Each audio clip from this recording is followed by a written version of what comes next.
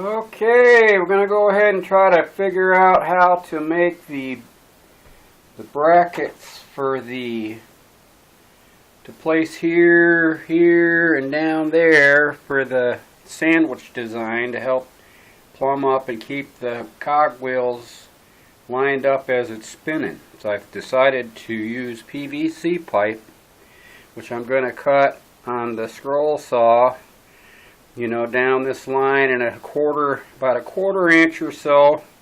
And I like that idea because these are rounded. I want a rounded edge when you put it up against the cog wheels for the guide, so that it doesn't have any sharp edges on it to gouge into the teeth.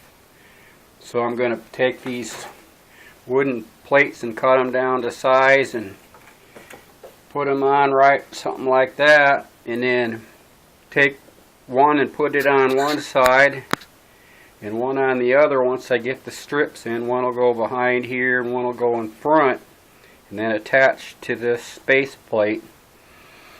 And I want to be able to move them left or right to line them up, and then I'll have them go up about right there, so it just goes beyond this point there.